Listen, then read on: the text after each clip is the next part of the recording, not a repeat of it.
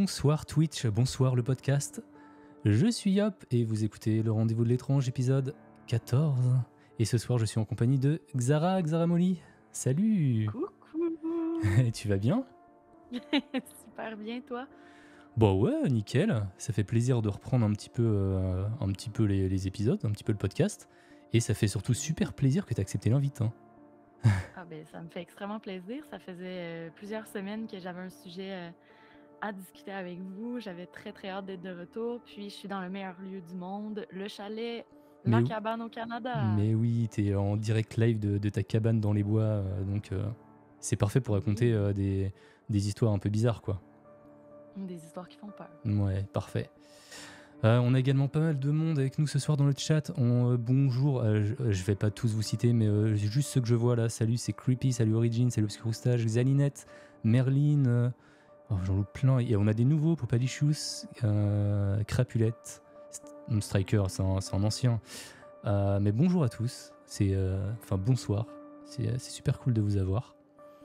Bonjour à ceux qui sont peut-être au Québec. On est en milieu d'après-midi ici. Ouais. Mais on est super content d'être là avec vous. Ouais, c'est les Québécois qui sont en télétravail. Ils peuvent. D'ailleurs, merci franchement de te rendre dispo toujours assez tôt parce qu'il est 15h30 chez toi. Eh oui. Officiellement, là, tu travailles là.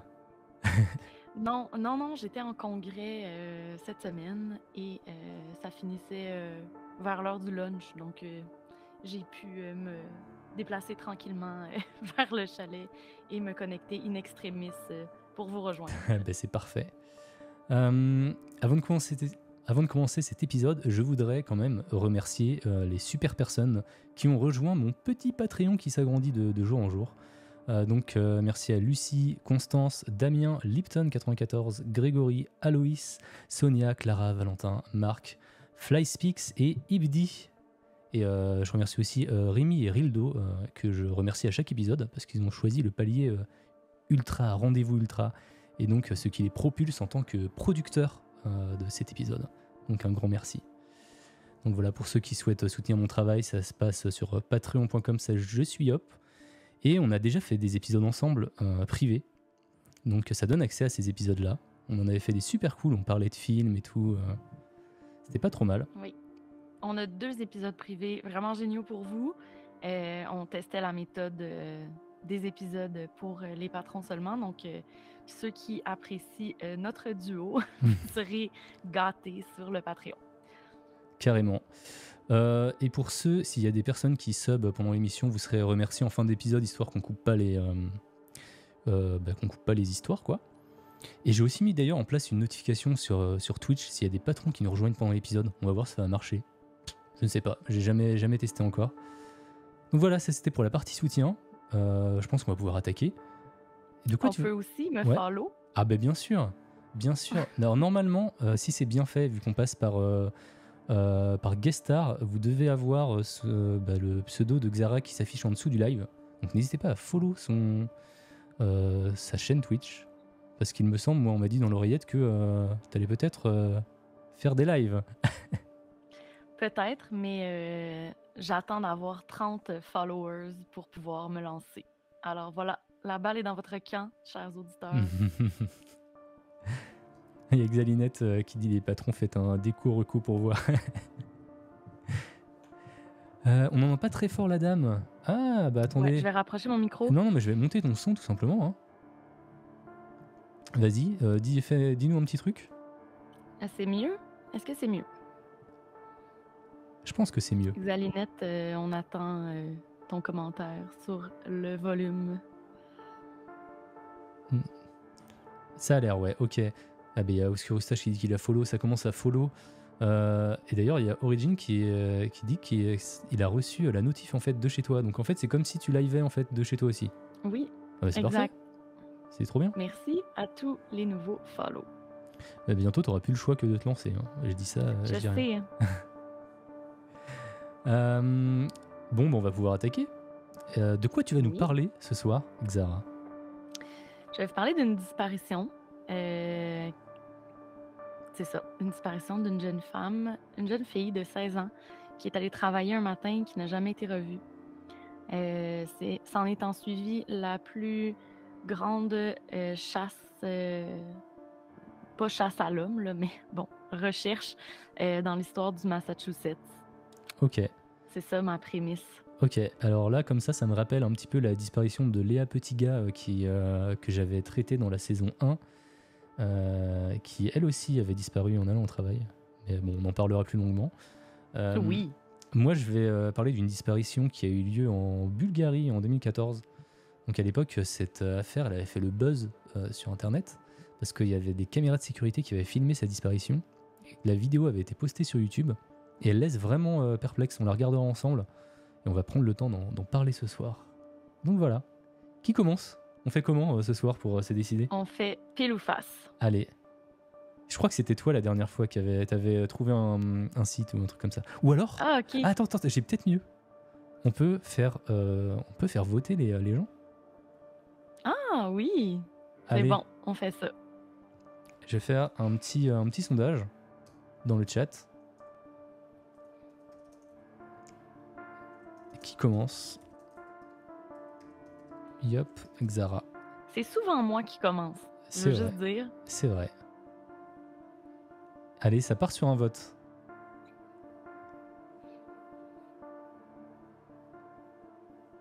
Et terminez-le pas en 50-50, s'il vous plaît. Idéalement. Mais il y a 29 personnes, donc on devrait être correct. Ouais, franchement, si on est en 50-50, on n'a pas de chance. Non.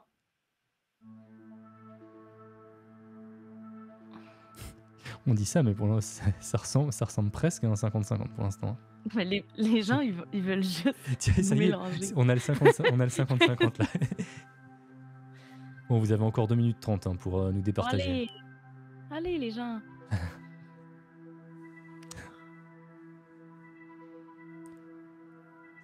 Si elle est 50-50, on fait l'appel à un ami.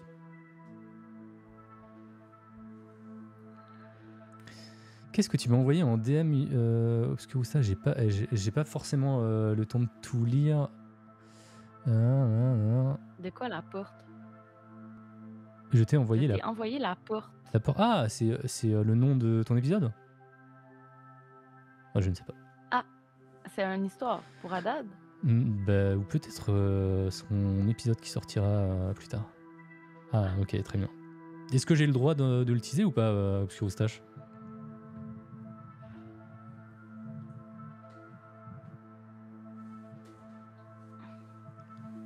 Yup, c'est toi qui vas commencer. Attends, pas tout à fait encore, hein. On sait pas. Hein. On est à un vote. Ouais. Ouais, il y a juste un vote d'écart, 53%.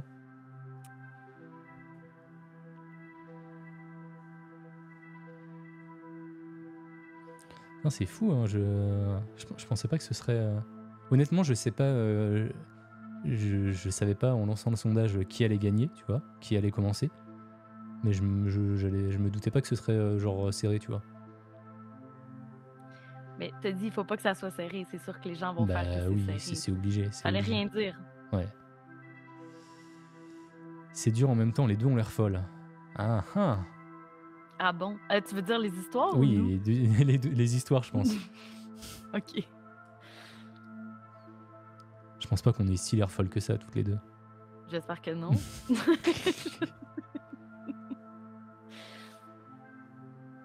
Connaissez-vous le Bobli? Ça me parle pas du tout. Je veux pas faire une pub, là, mais c'est la meilleure chose. C'est vrai. T'aurais au moins pu essayer d'être sponsorisé avant de dire ça. La podcast monnaie. C'est de l'eau pétillante à saveur de fruits. Ouais, c'est canadien, non? Ou Oui. Ah, d'accord. C'est ultra canadien. Il a pas gagné! Oh, 19. Eh ben, c'est moi qui vais commencer. Très bien. Oui.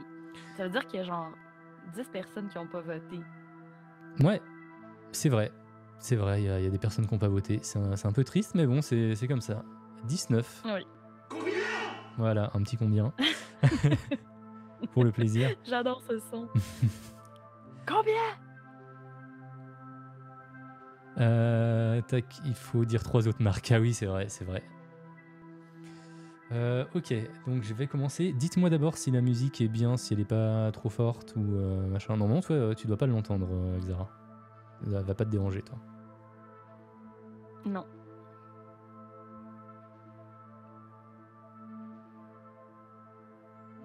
Très bien Toujours la la musique. musique de notre ami. Eh ben, c'est du Indigo, hein. De toute façon, c'est de la oui. musique d'avant d'aller dormir, donc même s'il n'est pas présent ce soir, Indigo est quand même là parmi nous. C'est beau, hein. C'est beau. Eh bien, très bien. Bah, c'est parti, hein. Alors, comme je vous le disais en intro, je vais vous parler d'une disparition qui a fait le buzz sur YouTube à cause d'une vidéo qui a fait des millions de vues. Cette vidéo, prise par des caméras de surveillance, montre la dernière fois où on a vu un homme vivant. Cet homme s'appelle Lars Mittank. Et près de 10 ans après les faits, les circonstances entourant sa disparition demeurent encore un mystère. On le surnomme d'ailleurs le touriste disparu le plus célèbre du monde. Mais d'abord, un peu de contexte. Nous sommes en 2014, le 30 juin, plus précisément. Lars Mittank, un jeune Allemand de 28 ans, et ses 4 amis s'envolent pour l'aéroport de Varna, en Bulgarie, pour ensuite aller dans une station balnéaire appelée Golden Sands, ou les Sables d'Or en français. Cette station est une destination européenne assez prisée des touristes étrangers. Il y a 70 hôtels, il y a 30 000 lits, c'est situé au bord de la mer Noire. Je me suis un petit peu renseigné sur cette station balnéaire et effectivement ça donne pas mal envie d'y passer quelques semaines à boire des cocktails sur la plage, ça a l'air plutôt stylé. C'est d'ailleurs ce que le groupe d'amis a prévu pendant une semaine en réservant au Viva Club Hotel en all inclusive, c'est-à-dire repas, boissons à volonté.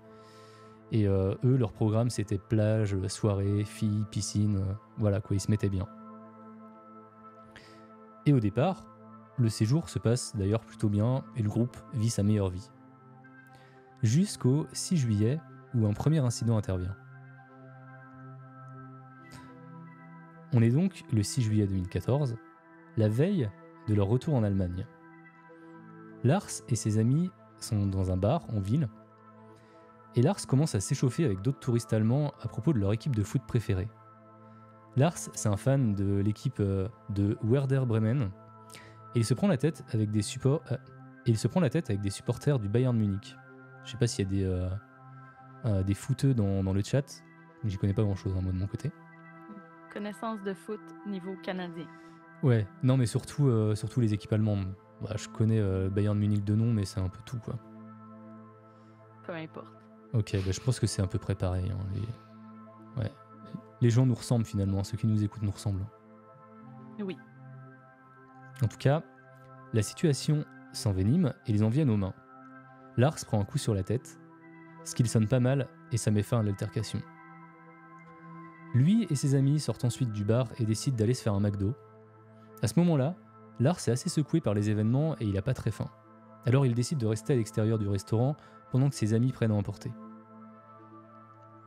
Quelques dizaines de minutes plus tard, ses amis du coup ressortent du McDo, mais Lars n'est plus là. Bon, à cet instant, ils s'inquiètent pas trop, parce que Lars, il n'était pas vraiment de bonne humeur. Alors ils se disent qu'il avait dû repartir à l'hôtel. L'hôtel, faut savoir qu'il était à 20 minutes à pied du McDo. Donc ils décident donc de prendre eux aussi la route vers l'hôtel. Mais à leur arrivée, pas de trace de Lars non plus dans sa chambre. Lars avait bel et bien disparu.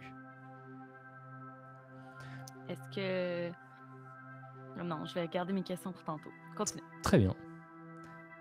À ce moment-là, dans mes recherches, j'ai pas trouvé vraiment comment ont réagi ses amis. Alors, est-ce qu'ils ont appelé la police ou pas ? Toujours est-il que le lendemain, donc le jour du retour en Allemagne, Lars est revenu. Donc là, on peut se dire, tout est bien qui finit bien, on passe à l'histoire suivante. Mais pas tout à fait. Il est rentré roué de coups. Et du coup, il raconte à ses amis que 4 hommes, russes et ou bulgares, il ne savait pas trop, auraient été embauchés par les supporters du Bayern pour le tabasser pendant la nuit. Ah ben. Et malgré le fait qu'il n'y avait pas de témoins pour corroborer ses dires, il était de toute façon mal en point, ça dévoilait qu'il avait été tabassé, quoi. Et comme il avait mal à l'oreille et à la mâchoire, il décide d'aller voir un médecin. Et effectivement, on lui diagnostique un tympan perforé et on le redirige vers un spécialiste en ORL dans un hôpital. Et ce spécialiste lui dit qu'il doit se faire opérer. Sauf que Lars refuse. Pour lui, s'il doit se faire opérer, il veut pas que ce soit en Bulgarie, il veut que ce soit chez lui, quoi. Alors le spécialiste lui prescrit un antibiotique pour éviter que son oreille ne s'infecte, le céfuroxime. Donc je reviendrai un peu sur ce médicament plus tard, parce qu'il est important dans l'histoire. Autre chose importante, le médecin lui déconseille aussi de prendre l'avion à cause des changements de pression qui pourraient lui abîmer les oreilles.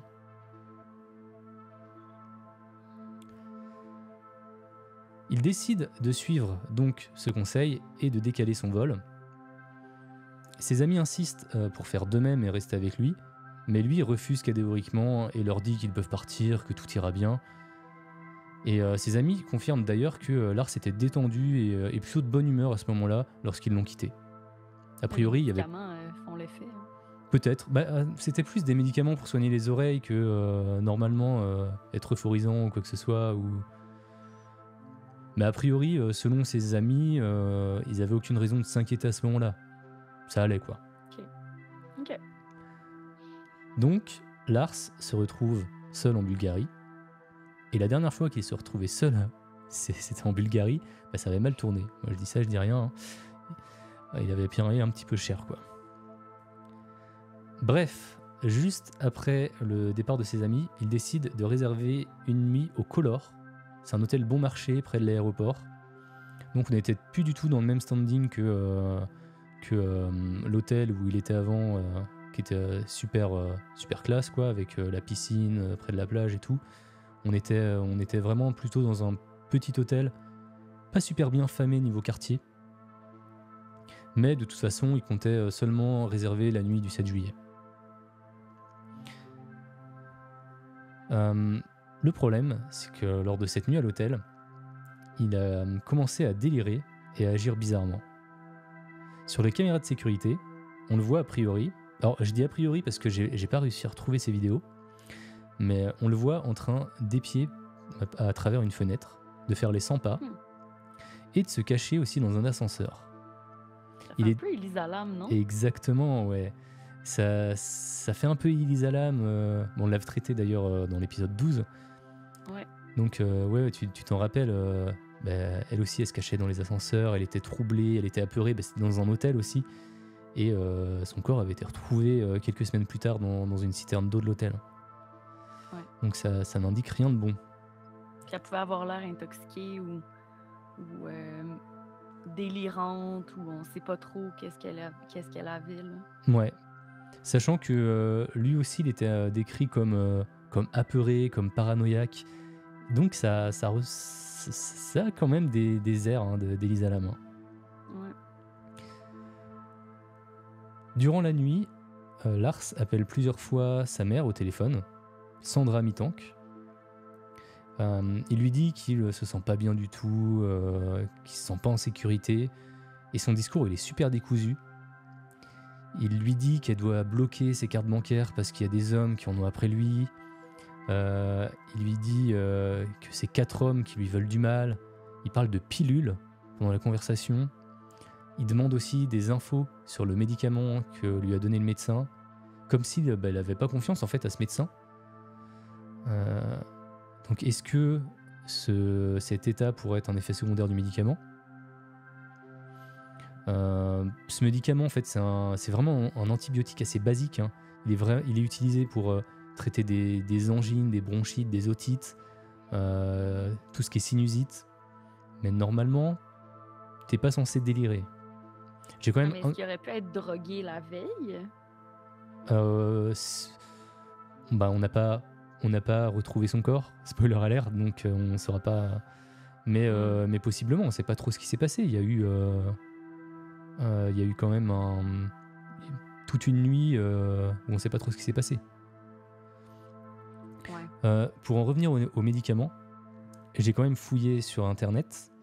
Il existe un article qui date d'ailleurs justement de 2014 qui décrit un cas rare d'une femme de 35 ans qui a développé une psychose aiguë suite à l'administration de céfuroxime et d'un autre antibiotique, le le métronidazole. Le métronidazole. Mm. Et donc, il y a eu des changements d'humeur qui sont produits, elle a eu des hallucinations, des délires, des comportements bizarres. Par contre, tout a disparu, tous les états de psychose ont disparu complètement dans les 5 jours après avoir arrêté les antibiotiques. Mais a priori, c'est pas vraiment cet antibiotique-là, mais plutôt le mélange des deux, tu vois, qui aurait qui aurait provoqué cet état. Et encore une fois, on est vraiment sur un cas très rare. Il a seulement été documenté une seule fois. Ok. Mais on peut quand même Vous se poser. pensez s'il prenait une médication? A priori, non. Il n'en prenait pas, Ok. selon sa famille. Ok. Ouais. Mais après, on peut quand même se poser la question, est-ce qu'il a respecté la dose recommandée, tu vois, par le médecin? Est-ce qu'avec la douleur, il n'en aurait pas pris plus? Et du coup, si tu surdoses, tu peux quand même avoir des effets secondaires. Là, on n'a pas la réponse non plus. Ouais. Il y a Origin qui demande dans le chat, aurait-il pu prendre des médocs antidouleurs plus alcool? J'ai pas cette info-là. A priori, non. En tout cas, on lui en a pas prescrit. Mais ça peut quand même se trouver hors prescription. Puis on peut pas faire d'analyse toxicologique parce qu'on Non. n'a pas de corps. C'est ce que je comprends. Ouais. Mais là, il est pas encore complètement disparu, notre ami. Non, il est pas encore disparu. On Il est est pas toujours. encore disparu. Ouais. On est toujours dans la nuit, là, dans la soirée du 7 juillet, à l'hôtel. Les caméras de surveillance l'ont pris en vidéo en train de quitter l'hôtel vers 1h du matin, puis y revenir à un moment donné pour terminer sa nuit. Personne ne sait où il est allé. Il est vraiment parti en pleine nuit, il est revenu. Maintenant, je vous propose de passer à la journée suivante, le 8 juillet. Donc ça, là, c'est vraiment, là, c'est la journée de sa disparition. Lars quitte l'hôtel en taxi tôt le matin pour rejoindre l'aéroport avec ses bagages et son sac à dos. Tac. Je m'attendais pas à avoir la notif. Du coup, merci pour le follow. Analgarnaja. Très compliqué ton pseudo, Analia. Avec un commentaire que je ne comprends pas. Mais Je sais pas. Avec un commentaire chelou. Ah. Et no hablo. Ok. Très bien. Okay. Ça risque de ban. Hein. Ça risque de ban. Moi, on sait jamais. Ça risque de ban. Ça risque de ban. On va voir. C'est moi le modo. Ouais, je te laisse. On duty. Je te laisse gérer. Ok. De toute façon, toi, t'es en train de raconter. Donc, oui. Ok. Oui. Prochain commentaire weird. Je banne. Très bien. Alors. Vous êtes prêts? Du coup, j'étais en train de dire qu'il avait quitté l'hôtel tôt le matin pour rejoindre l'aéroport avec ses bagages, sac à dos. Il donne des nouvelles à sa mère, qui a pas dû passer une bonne nuit également, je pense. Elle devait pas mal flipper. Mais en tout cas, ce matin-là, il semble aller mieux. Sa mère lui a pris un billet retour pour l'Allemagne, mais elle lui conseille quand même d'aller consulter un médecin dans le centre médical de l'aéroport. Et c'est ce qu'il fait. Il se retrouve donc dans le cabinet du médecin de garde de l'aéroport, le docteur Kosta Kostov. Donc plus tard, l'homme a expliqué à la police que Lars n'était pas dans son état normal. Il divaguait, il était très anxieux et il semblait épuisé émotionnellement. Et il aurait posé des questions sur son traitement aussi. Et là, on arrive au moment où... Pourquoi, en fait, on arrive au moment qui fait que l'affaire, en fait, a fait le tour des internets en 2014. 45 minutes après son arrivée à l'aéroport, on le voit sur les caméras de sécurité s'enfuir, sans ses bagages, en courant, pour aller se perdre dans la nature. Ce sont les dernières images qu'on a de lui à ce jour. On ne l'a plus jamais revu. Alors pour ceux qui sont en live sur Twitch, je vais vous montrer les vidéos qu'ont capté les caméras de surveillance de l'aéroport. Donc l'aéroport de Varna, le 8 juillet à 6h du mat. Et je vois qu'il y a eu un ban. Un ban temporaire. Ok. Très bien. Eh bien merci. Ça crée du chaos dans le chat sinon. Voilà. Très bien. Je n'aime pas le chaos. Je déteste le chaos. Je vais partager mon écran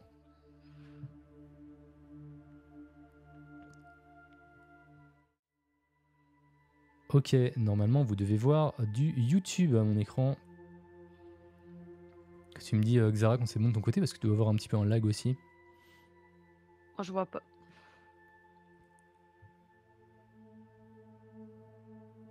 Ah oui, tu regardes ma tête ou tu regardes le live Twitch?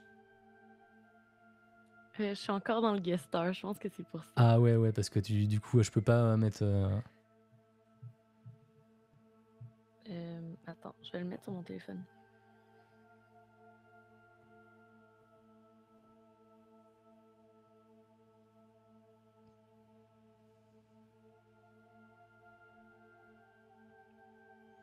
Tu me dis dès que c'est bon. Ouais, dans une... Ok. C'est good? Ouais. Ok, et ben je lance la vidéo et on en reparle dans 1 minute. C'est lui, hein, Lars Mittank en jaune. En jaune. Ouais. Il a l'air confiant. Là, il rentre dans marche l'aéroport. avec assurance. Là, on voit qu'il y a une femme là, qui doit travailler à l'aéroport qui lui donne la direction pour aller dans le cabinet. Et là, il repart en courant sans ses bagages. On le voit sortir en courant là, de l'aéroport.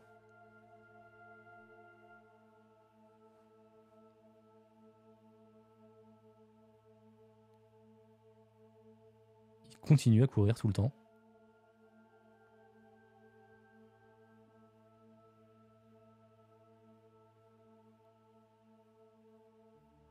Et voilà, on l'a plus jamais revu.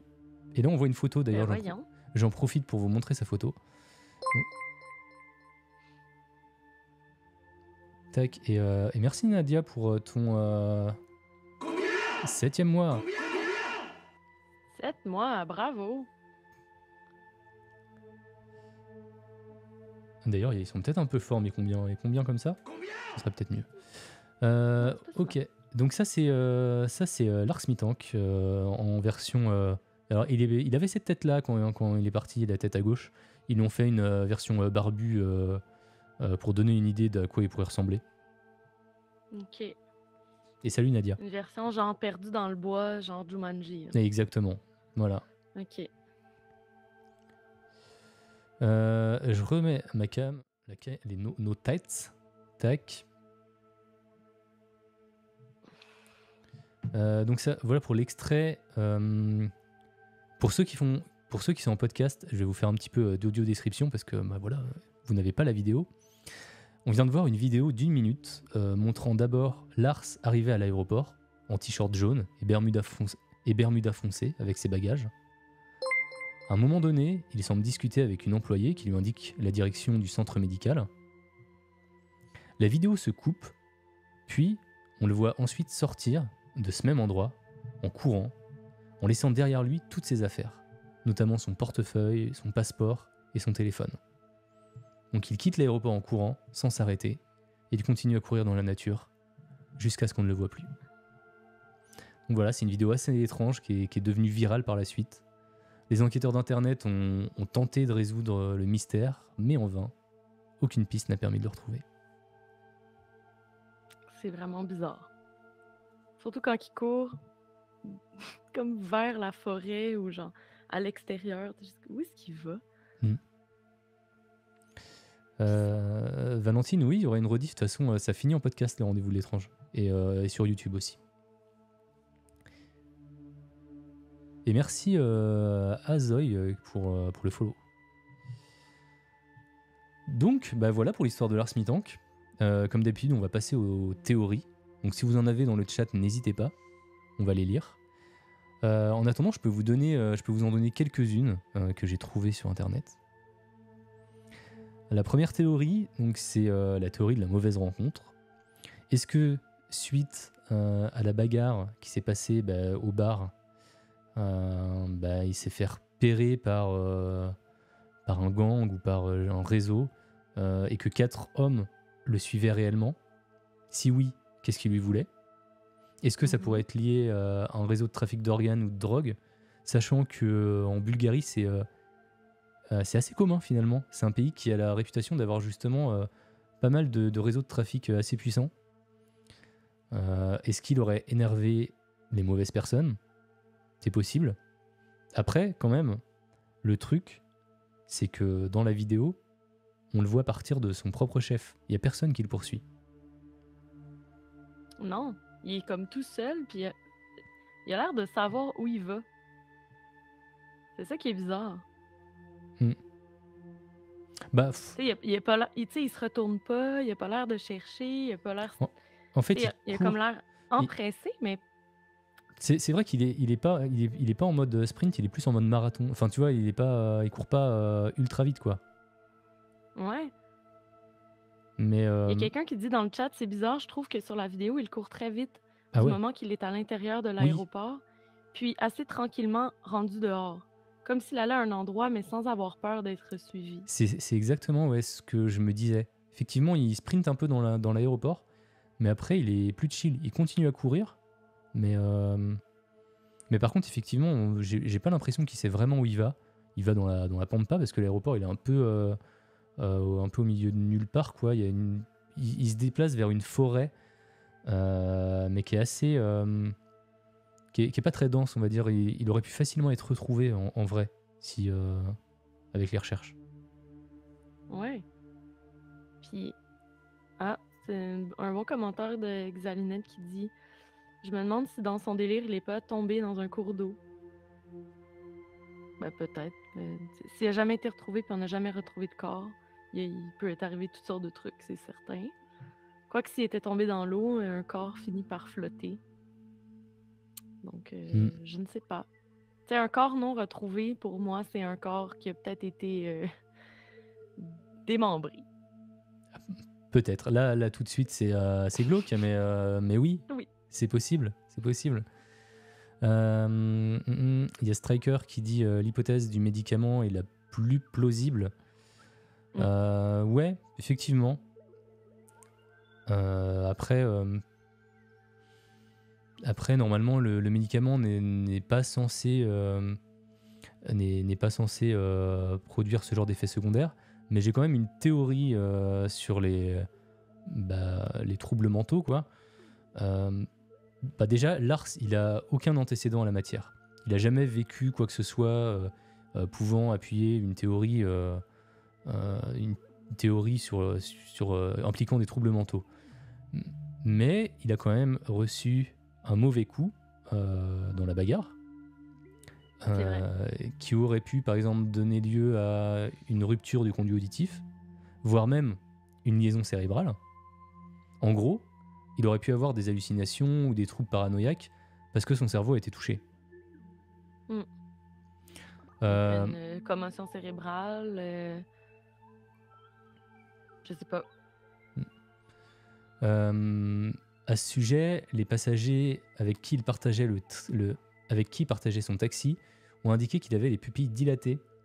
Alors, on sait que c'est souvent provoqué par la drogue, mais ça peut aussi l'être quand on a une commotion cérébrale.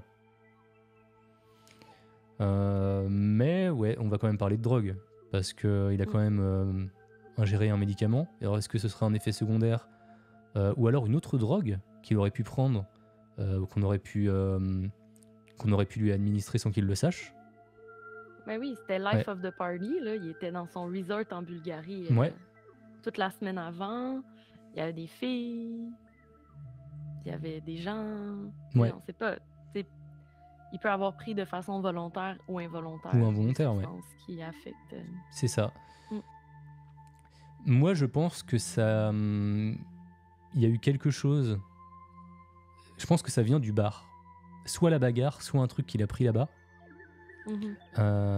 Parce que c'est à partir du McDo qu'il a commencé à agir bizarrement, qu'il s'est retrouvé tout seul. Où il voulait pas trop rentrer. Et à ce moment-là, il n'avait pas encore pris à ce moment-là, il n'avait pas encore pris le médicament qu'on lui avait administré.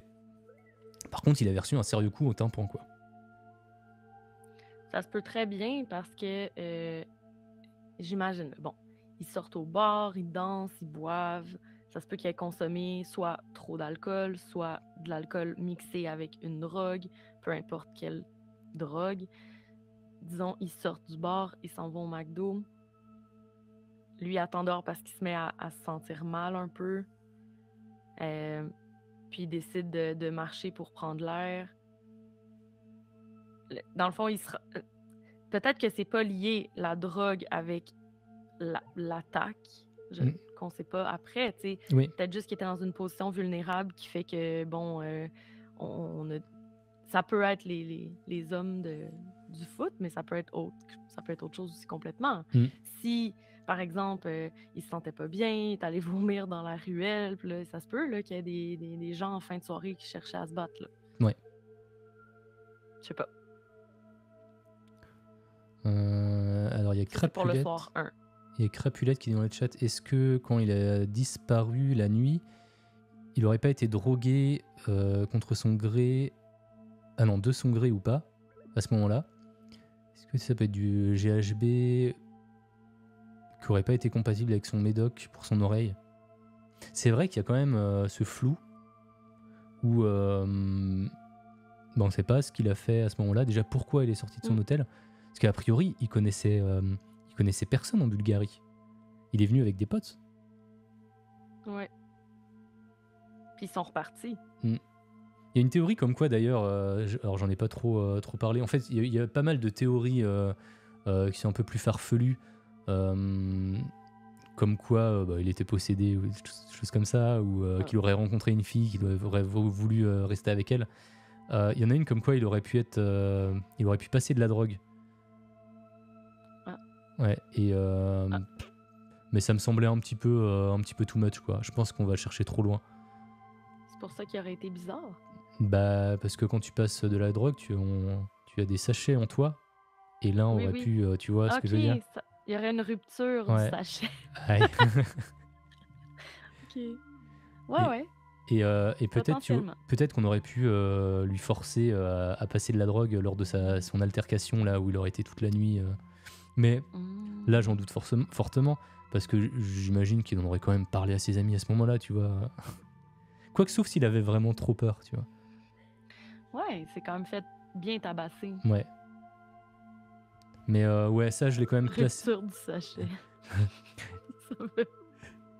Ça me fait rire. Ouais, mais je l'ai quand même classé dans les théories farfelues. Hein. Pour moi, on va la chercher très loin, celle-là.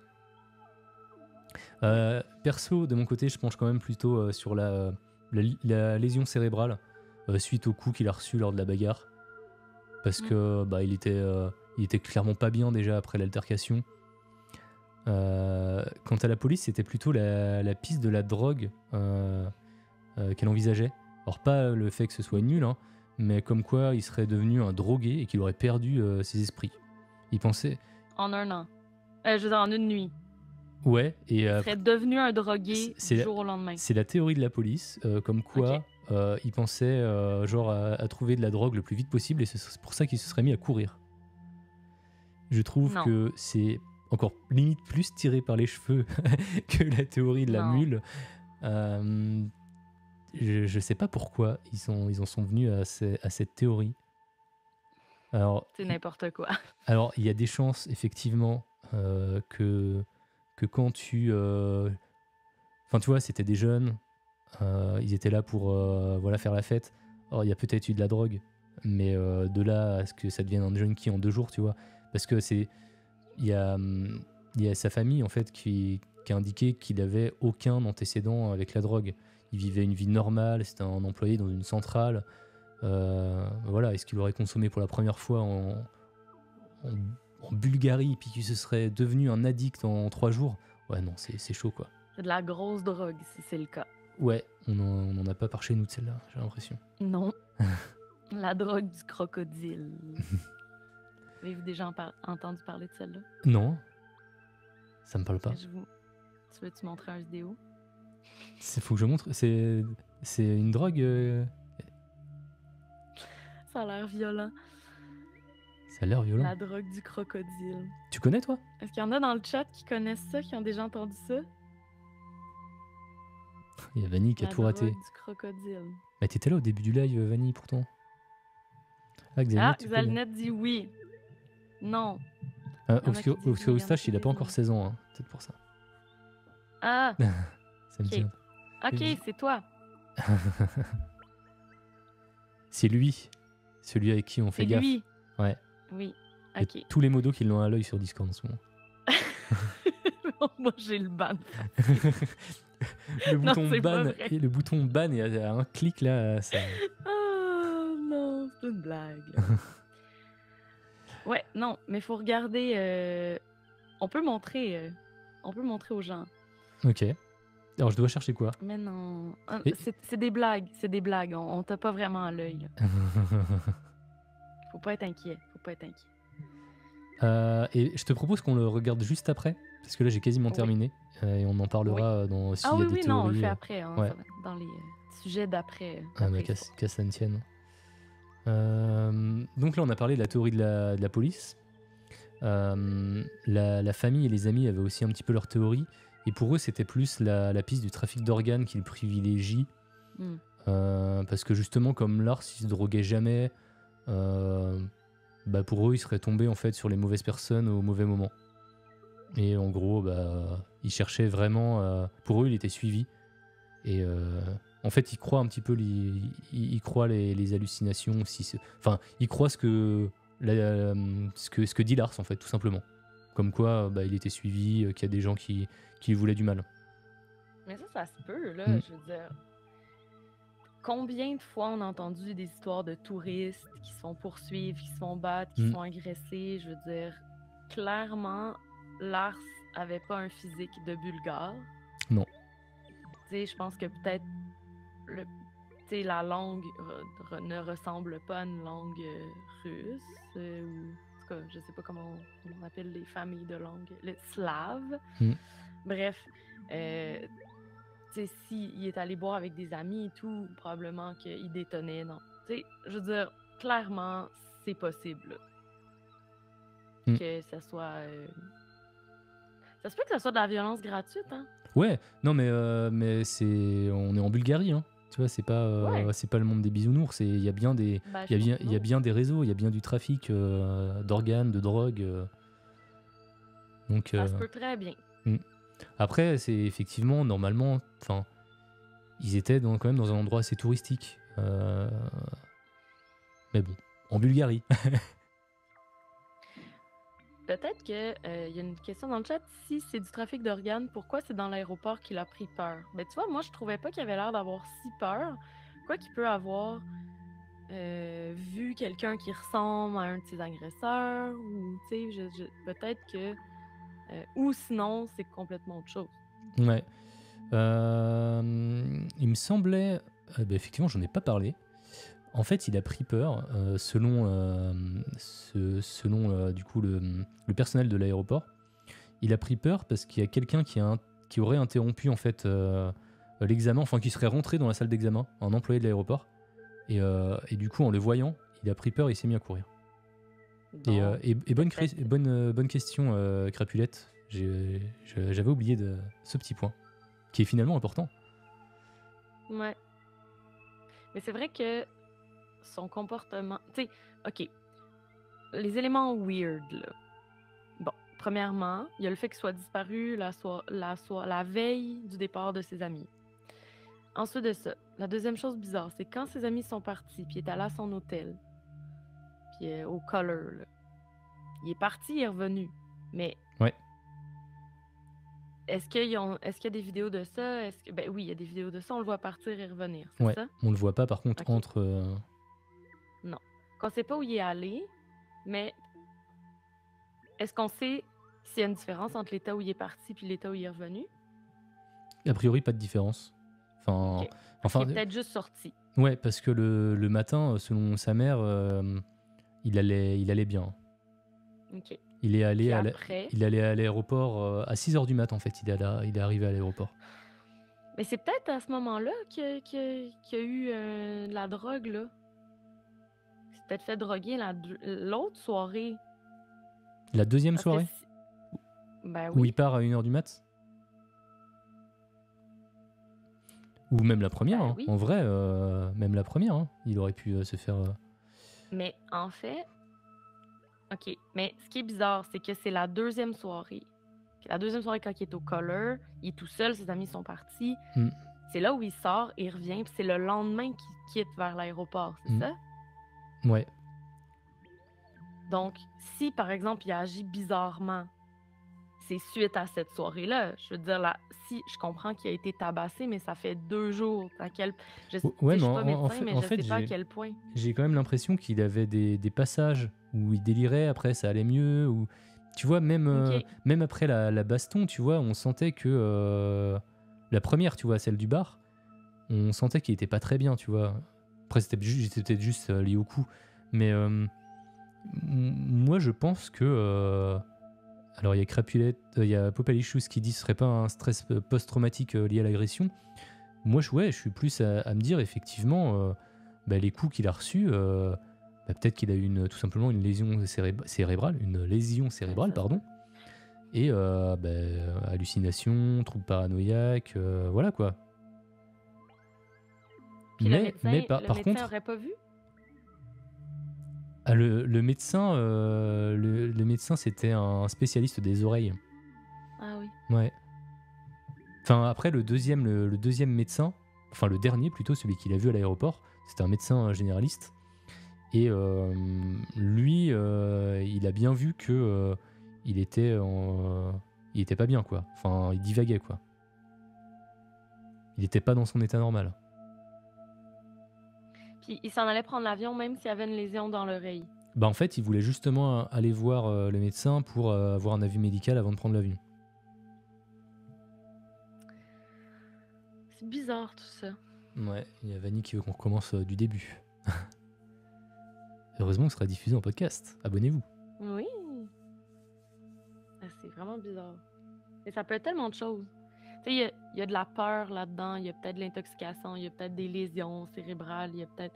Puis quand tu mélanges tout ça, ça fait des comportements super C'est bizarres. peut-être un mix, hein, finalement, de tout. Mm. Et ouais, pour moi, il y a une liaison cérébrale. Peut-être que ça s'est mixé avec, en plus qu'il était paranoïaque, il y a peut-être vraiment des personnes qui lui voulaient du mal parce qu'il a quand même été tabassé pendant une nuit. Hein. Ouais. Donc tu m'étonnes que tu sois un peu paranoïaque après, quoi. C'est bizarre. En tout cas, quoi qu'il en soit, il y a quand même un avis de recherche qui est toujours diffusé. Donc c'est celui que je vous ai montré tout à l'heure. On a une récompense de 40 000 € qui est offerte.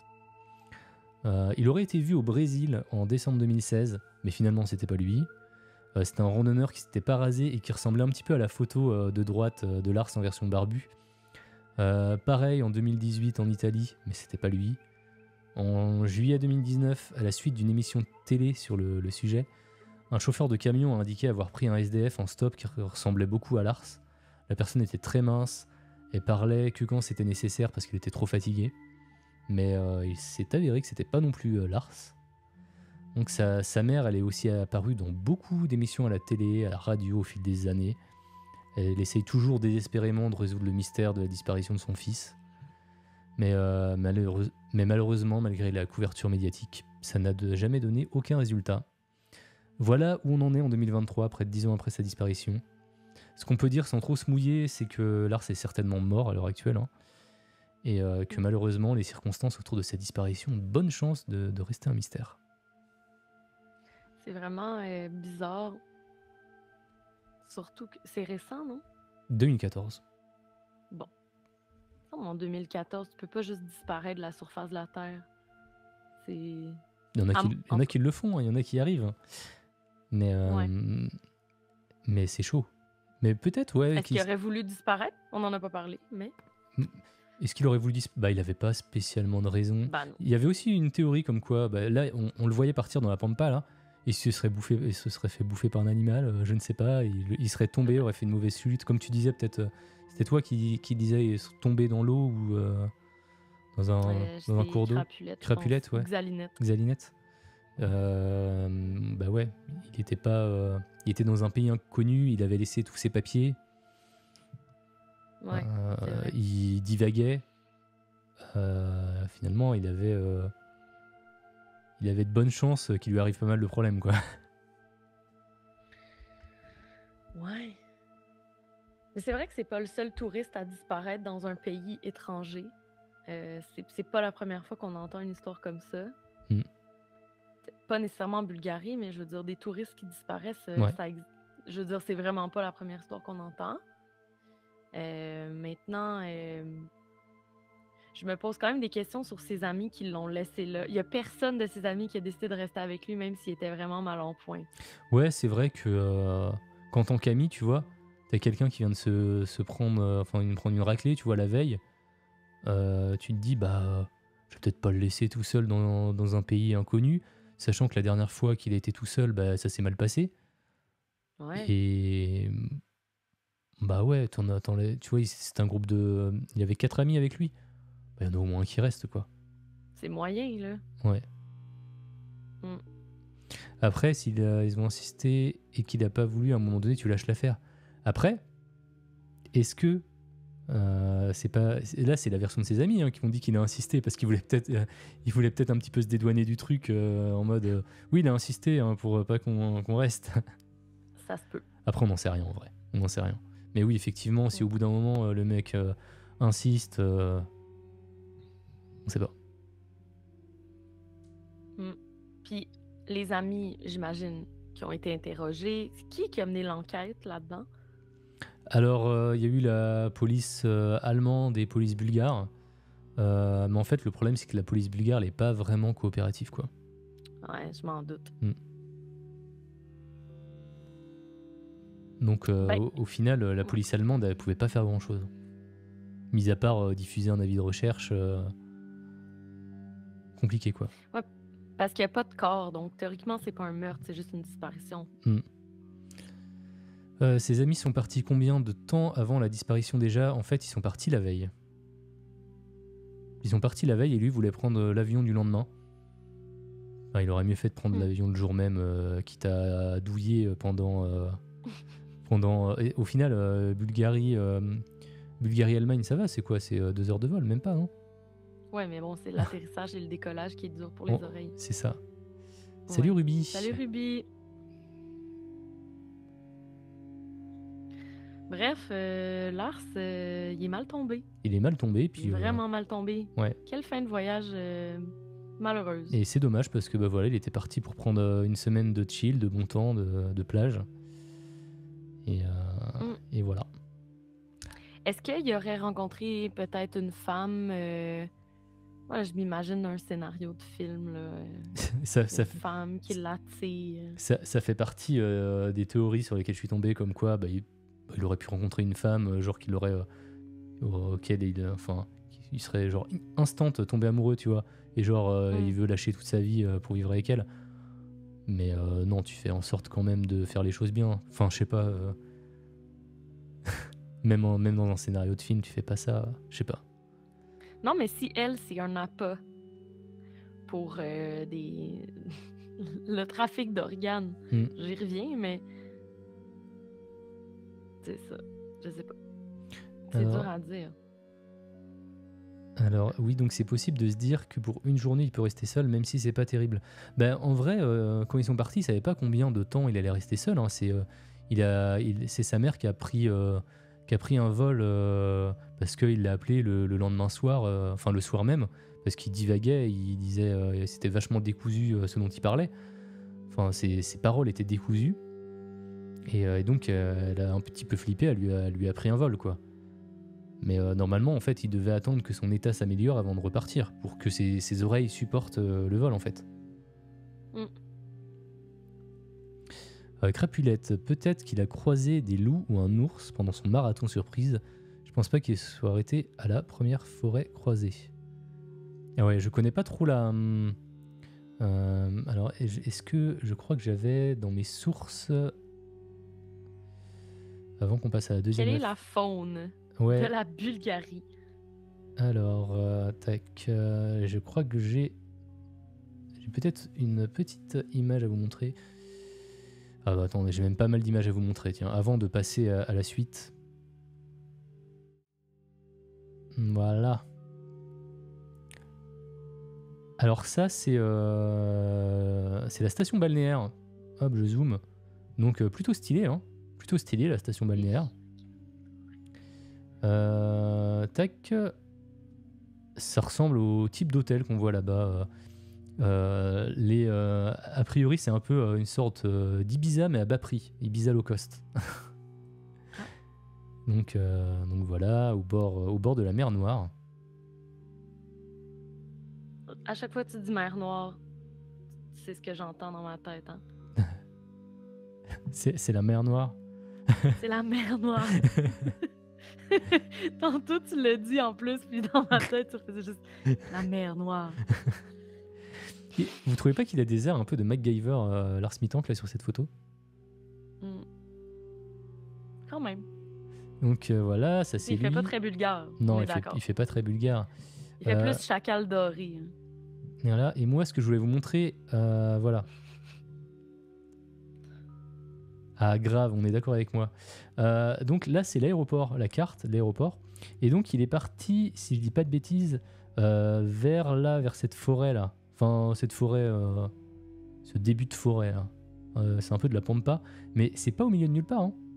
L'aéroport, il est pas au milieu de nulle part. C'est juste qu'après, on peut, par contre, si on continue à courir, je sais pas combien de temps il a couru, vers où, mais on peut quand même se retrouver au bout d'un moment en pleine nature.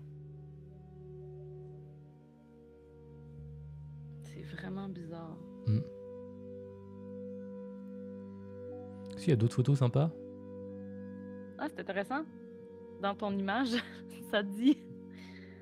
Lars était fermement convaincu qu'il serait pris en charge à l'hôpital et ensuite rapatrié en Allemagne par une assurance voyage. Mais le docteur ne voulait pas, selon la famille. Ah! Le docteur était de Mich? Ouais, je sais pas.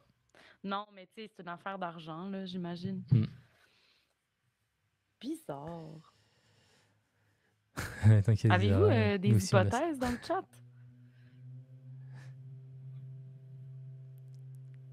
Et tout le monde dans le chat, ils sont... c'est la mer Noire.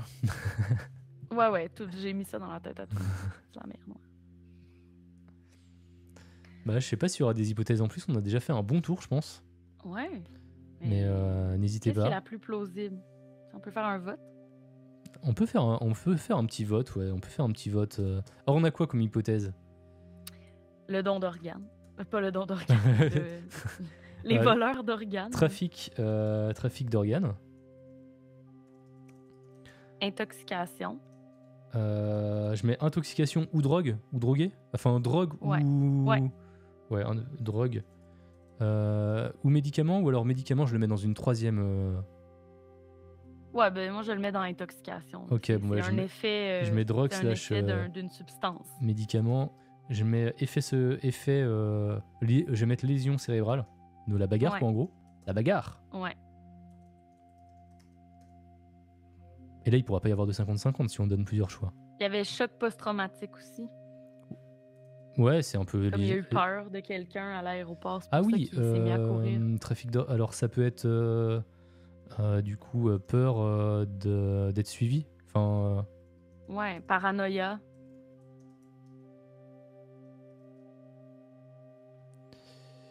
Voilà.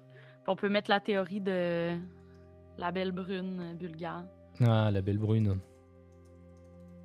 Et je peux pas en faire plus parce que Twitch permet pas. Voilà. Allez, commencez un sondage. À vos votes. Je le trouve étonnamment calme dans sa suite pour quelqu'un stressé par des gens. Ah, dans sa fuite. Ouais, c'est pas faux. C'est pas faux. Don d'organes non volontaires. Ruby, en plus, tu dois rien comprendre, t'es arrivé à la fin. Vanille, je sais pas, vous avez pas voulu recommencer. Mais Vanille... Vanille, de toute façon, tu comptais écouter l'épisode. Bon, mais c'est majorité lésion cérébrale. Hein. Eh ben, c'est... Je partais sur celle-là aussi. Hein. Drogue, médicaments, trafic d'organes... Après, on a mis paranoïa, mais pour moi, paranoïa, c'est paranoïa liée aux drogues, aux médicaments, ou justement à la lésion cérébrale liée à la bagarre. Le fait d'être poursuivi, c'est de la peur. Qui peut être juste lié aux événements de 2 jours avant. Là. Ouais. Avec ou sans lésion.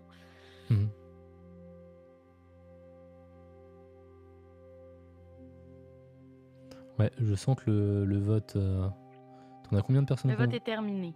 Ouais, on a tellement d'avance là. 7, 8, 9, 10, 11, 12, vous êtes 12 à voter sur 25, donc je pense pas qu'on arrivera de toute façon à dépasser. On est sur de la lésion cérébrale dans le chat. Je connais déjà l'histoire, mais personne n'a pu prouver mon implication. D'ailleurs, je t'en avais parlé et tu me dis, ah bah tiens, il y a c'est Distorsion qui vient de sortir un épisode Oui. sur Patreon justement sur le sujet. Hier, je crois. Hier. Oh non, Ouais. je vais pas changer mon sujet à un jour Non. du voilà, surtout que c'est pour les abonnés Patreon. Ouais. Donc, C'est un épisode spécial, donc si vous êtes abonné Patreon à Distorsion, vous pourrez peut-être apprendre d'autres théories ou voir qu'est-ce qu'eux en ont à dire. c'est ça. Mais je serais curieux de connaître un peu leur théorie également. Ouais. Mm-hmm. Est-ce qu'il y en a qui l'ont écouté?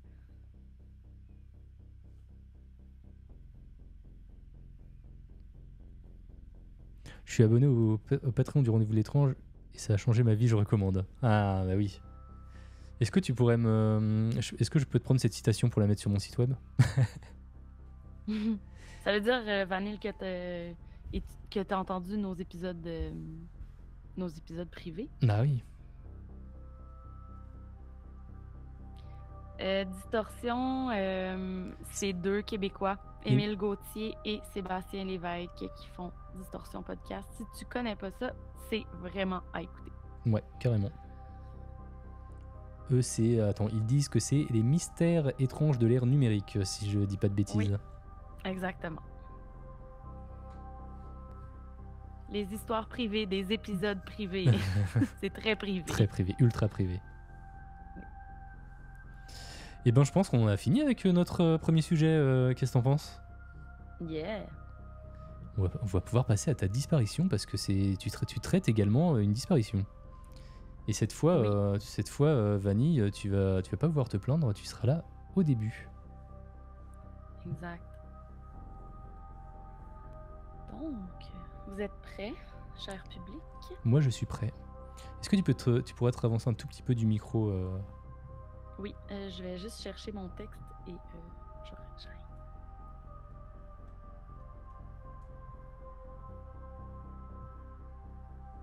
Appuie sur record. T'en fais pas. Je vais m'assurer que ça enregistre. Un instant. J'espère. Hein. Ça enregistre. Oui, ça enregistre. Non, mais de toute façon, au pire, je t'enregistre. Parfait. Donc, cher public, aujourd'hui, je vous parle de la triste histoire de la disparition de Molly Bish. Est-ce que ça dit quelque chose à quelqu'un? Alors moi, pas du tout. Ok. C'est pourtant, oui, biche, comme une biche, mais B-I-S-H. Ok. Donc aujourd'hui, je vous raconte l'histoire de la plus grande recherche de personnes disparues au Massachusetts à ce jour. Molly Bish, 16 ans, était à son travail. Elle n'a jamais été revue vivante et à ce jour, aucun suspect n'a formellement été accusé.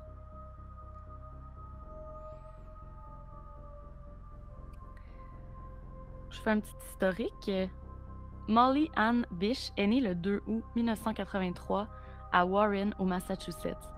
Pour ceux qui ne sont pas familiers, c'est un État de la côte est américaine aux États-Unis.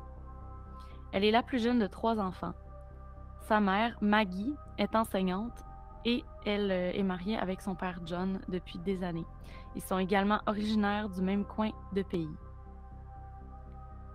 Molly est une enfant enjouée et aimée de tous.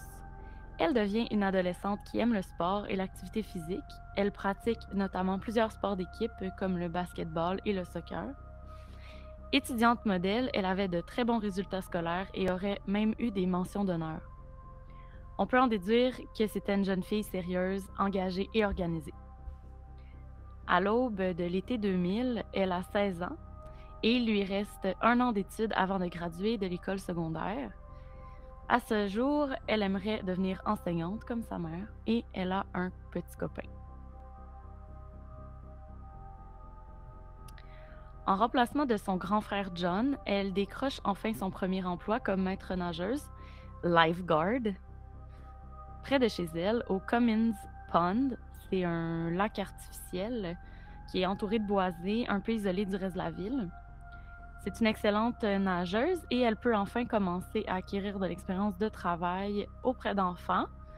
Notamment, elle supervisera les cours de natation et sera entourée de familles et d'enfants durant tout l'été. Donc, elle a très hâte de débuter son emploi.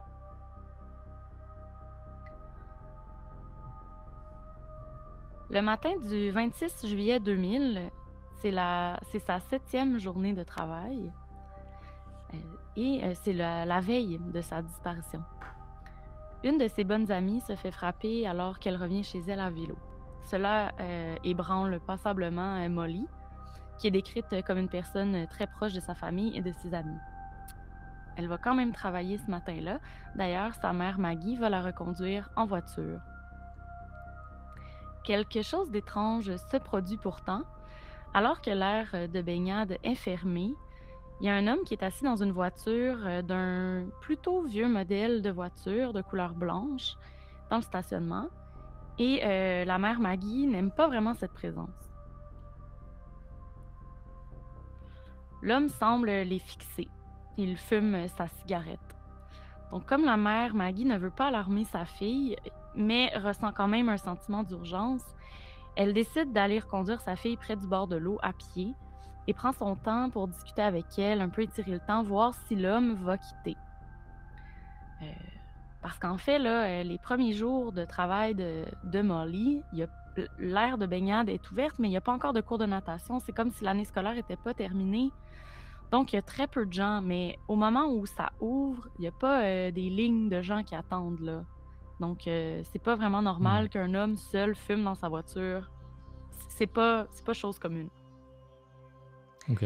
Donc, la mère retourne à sa voiture, puis elle peut pas vraiment chasser ce sentiment de malaise qu'elle ressent. Donc, elle observe l'homme dans sa voiture, fait semblant de chercher des trucs. Elle se sent vraiment pas bien. Et elle va l'observer durant un long moment. Donc, elle arrive vraiment à retenir le visage de l'homme parce qu'elle l'a observé. Ok. Puis lui, il se met aussi à la fixer. Puis il ferme ses yeux comme ça pour la regarder. Tu sais, c'est comme s'il la dévisageait. Ouais, il a les yeux perçants, quoi. Ouais, c'est ça, tu sais, il la regarde là, avec insistance. Puis il finit par repartir. Donc au retour de sa journée de travail, Molly ne relate aucun incident étrange à sa mère, donc elle n'en fait pas plus de cas. Elle n'en a pas parlé à sa fille non plus, parce qu'elle ne voulait pas l'inquiéter. Donc le lendemain, le 27 juin, c'est drôle parce que ton histoire s'est passée le 30 juin. Ouais.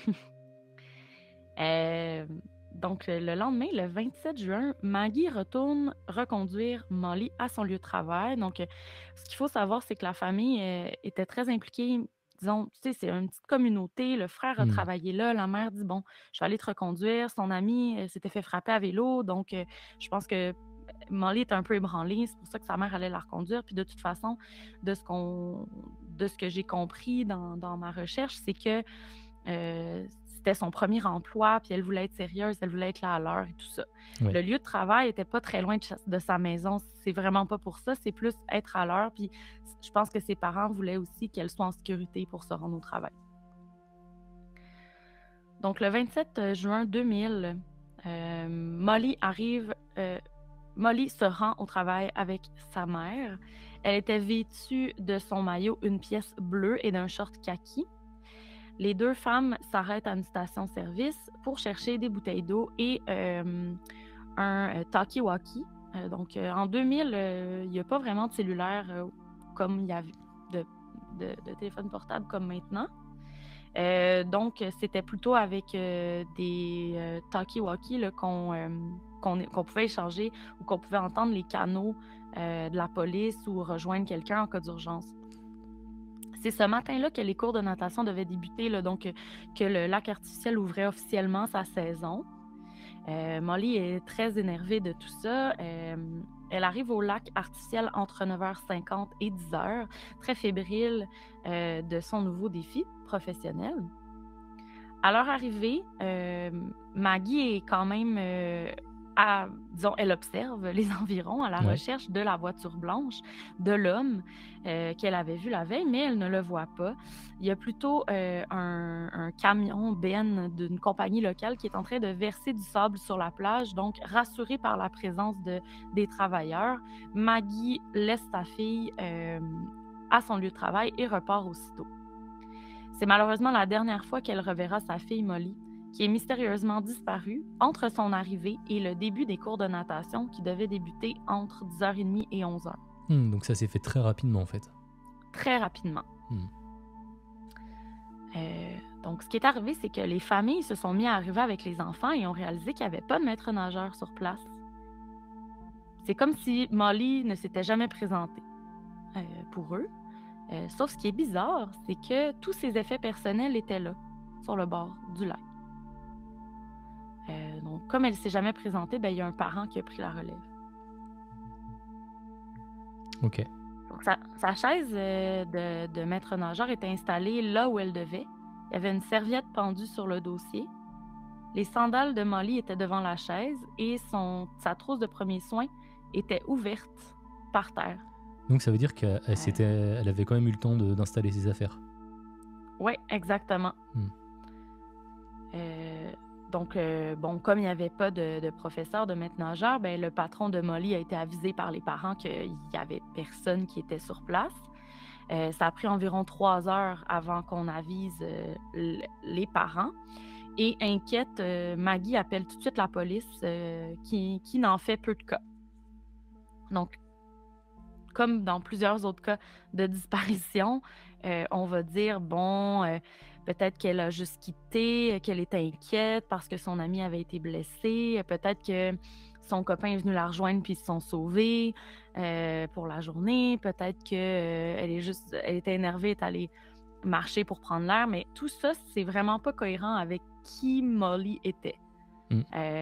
Cet emploi-là, elle le voulait vraiment, elle était très fière. Jamais elle serait partie pour aller embrasser son copain dans le boisé pendant qu'elle était censée s'occuper des enfants.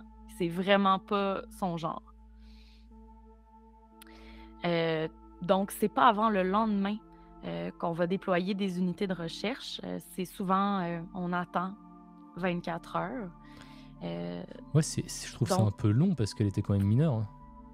Ouais, mais c'est une adolescente plus vieille. Donc, est-ce que c'est une fugue? Est-ce qu'elle était avec son copain? Est-ce qu'elle était avec des amis? Bon, la police a dit aux parents de ne pas s'inquiéter. Ok, tu sais quand est-ce que les parents ont appelé la police? Ou alors c'est peut-être le... Tout de suite. Okay. Quand la mère a été avisée, elle savait tout de suite que c'était pas normal. Ouais. Donc, le frère de Molly a été plongé dans le lac. On se souvient que c'était lui l'ancien maître nageur pour aller voir si on n'aurait pas trouvé sa sœur parce qu'au départ, c'était l'hypothèse qu'elle était noyée. Encore une fois, c'est une maître nageuse, c'est pas l'océan, c'est vraiment un petit lac artificiel. Très peu de chances qu'elle se soit noyée. Donc, il l'a quand même fait, il est quand même allé voir, mais ils n'ont rien retrouvé dans le lac. C'est quand même abusé de demander à son frère de faire les recherches. Hein. Non, c'est lui qui l'a fait. Là, de son plein gré. Ouais. Il y avait aussi d'autres nageurs qui ont été déployés. Ils ont fouillé le lac, le boisé, les alentours. Ils ont sorti les chiens aussi. Ils ont exploré le sol. Il y avait des brigades. Ils ont exploré aussi à partir des airs avec des hélicoptères. Ils n'ont rien vu, rien trouvé. Volatilisé. Complètement. Aucune trace de Molly, aucun indice qui peut déterminer où elle est. Donc, une question dans le chat, est-ce qu'elle s'en souvient très bien ou ça a été filmé parce qu'il y a beaucoup de détails? Non, elle dit qu'elle s'en souvient. Ça n'a pas été filmé. Elle n'a pas filmé le gars. De toute façon, en 2000, sur les téléphones portables, il n'y avait pas de caméra. Donc, c'est juste que je pense qu'elle était en mode panique puis elle essayait de retenir tous les détails qu'elle pouvait à propos du visage de l'homme. Ouais, donc elle avait bien vu quand même qu'il y avait un problème. Mais pour elle, vu que le lendemain, elle l'a pas revu, elle a laissé couler, quoi. Exact. Puis elle s'est sentie, tu sais, elle avait vraiment un drôle de sentiment. Puis souvent, c'est ce qu'on va voir dans ces histoires-là de disparition. On dirait que les mères ont toujours un espèce d'instinct Ouais. de ah, il y a quelque chose qui va pas. Ou j'ai tellement entendu ça souvent, une mère qui le sait tout de suite que c'est pas du tout le genre de son enfant de disparaître comme ça. Ou de pas laisser de traces, ou, etc. là. Donc, voilà. Fait qu'au niveau des hypothèses, le gros des recherches a été concentré évidemment sur l'homme louche de la voiture blanche qui portait une moustache. Maggie est convaincue qu'il y a quelque chose à voir dans l'histoire. Et ça donne par la suite dans l'enquête que lorsqu'ils ont interrogé les travailleurs qui ont déversé le sable le jour de sa disparition, ils ont vu la voiture blanche dans le stationnement au courant de la journée du 27, mais pas au moment où elle est venue reconduire Molly, mais après. OK. Donc, il n'y a pas grand-chose qui se passe. Maggie finit par embaucher des dessinateurs de profils. C'est pas un portrait robot, là, c'est dessiné. OK. Que je veux pas dire portrait robot, mais c'est vraiment comme un dessin du suspect. Donc, elle passe une demi-journée à décrire le suspect et fait même ajouter une version du portrait où il fume parce que son visage est différent. Il a comme la bouche comme ça. Okay. Et elle se souvient précisément de ses yeux plissés, de sa bouche, de la façon dont ses cheveux sont coiffés vers l'arrière. Elle s'en rappelle parfaitement. J'ai des photos tantôt, je vais vous montrer. OK. Donc, pour elle, il n'y a aucun doute. La photo circule activement dans les corps de police. On installe des barrages, on passe au crible les bases de données d'empreintes digitales, les bases de données de criminels, de prédateurs sexuels actifs et passés, mais sans succès, on ne retrouve pas l'identité de l'homme. Désespérés, les parents vont lancer un site web pour trouver leur fille Molly, dans l'espoir de recueillir des renseignements ou des indices. Ils font l'envoi de la photo de leur fille à plus de 35 000 personnes, journaux locaux et sources d'information. Il n'y avait pas Facebook dans ce temps-là. Ouais, même un site web, ils étaient vachement en avance. Ils se sont lancés. Ouais. C'est des parents, c'est une famille de classe moyenne, mais relativement aisée pour... je veux dire, il n'y avait pas vraiment de... Il n'y a pas mention qui était pauvre ou quoi que ce soit. Là, il me semble classe moyenne. Donc, le cas de Molly Bish, suite à ses envois, fut le sujet de plusieurs émissions et documentaires, dont notamment le fameux Unsolved Mystery. Donc, on peut retrouver cet épisode-là, où est-ce qu'il y a des entrevues, on voit la mère, on voit le père, on voit les amis. Donc, c'est un complément d'information très intéressant. Les parents et familles entretiennent encore l'espoir que Molly est quelque part saine et sauve durant les premières années. La recherche se termine de façon funeste en 2003, soit 3 ans après la disparition, lorsque des restes humains ont été trouvés à Palmer, au Massachusetts, à environ 12 km du lieu de résidence de Molly et d'où elle a été enlevée. Tout débute par une trouvaille majeure à l'automne 2022, soit 2 ans après la disparition. Un chasseur trouve dans les bois un maillot de bain 2002, bleu. tu veux dire. 2002. Qu'est-ce que j'ai dit? T'as dit 2022. OK, je recommence. Tout débute par une trouvaille majeure à l'automne 2002, soit 2 ans après la disparition. Un chasseur trouve dans les bois un maillot de bain bleu, similaire à celui que portait Molly le jour de sa disparition. Les analyses ADN démontrent qu'il s'agit bien de son vêtement. Un vent de panique saisit la famille. Une fouille intensive s'active dans la région et on finit par trouver des ossements le 9 juin 2003 qui s'avèrent être ceux de Molly. La cause du décès n'a pas pu être trouvée, mais l'hypothèse principale, c'est qu'elle a été assassinée et enterrée dans ces bois. Donc, pour la suite de l'enquête, on a ciblé 3 personnes, mais personne ne fut accusé officiellement. Donc, le premier suspect, je ne sais pas si tu veux montrer les photos, ouais. Yop. C'est le deuxième lien, c'est ça? Ouais. Ok. Tu me diras quand on les voit. Alors là, je suis sur l'article. OK. Faut juste descendre vers la photo. C'est Francis Sumner Senior. Ouais. Ok, vas-y. Donc, en fait, on voit le portrait robot. Est-ce qu'on le voit, le portrait dessiné? Le portrait... Ah ouais, au tout début? Ouais. Celui-ci, ouais.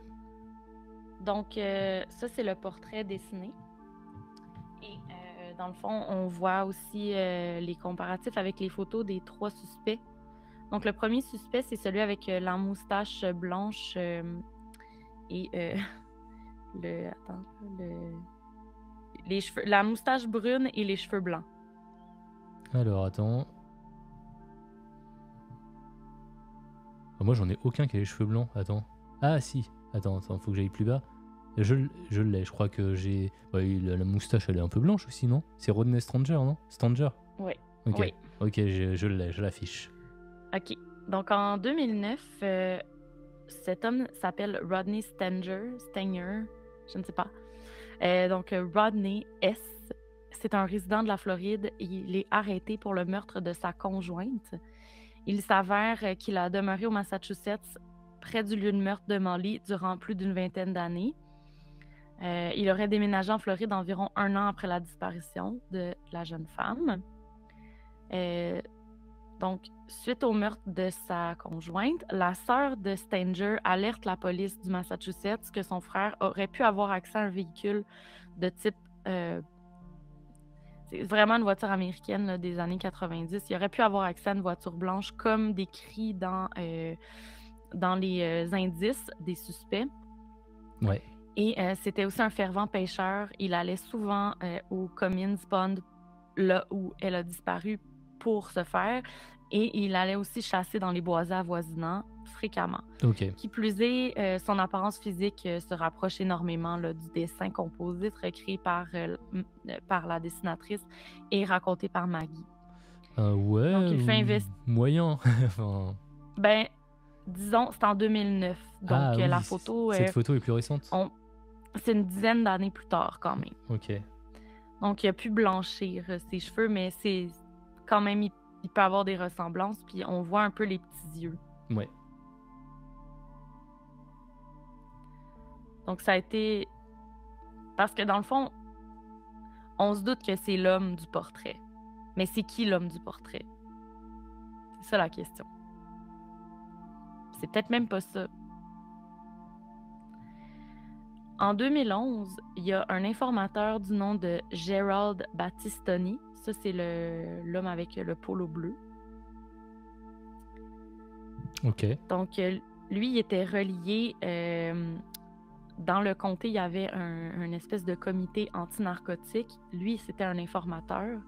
Donc, probablement un ancien dealer.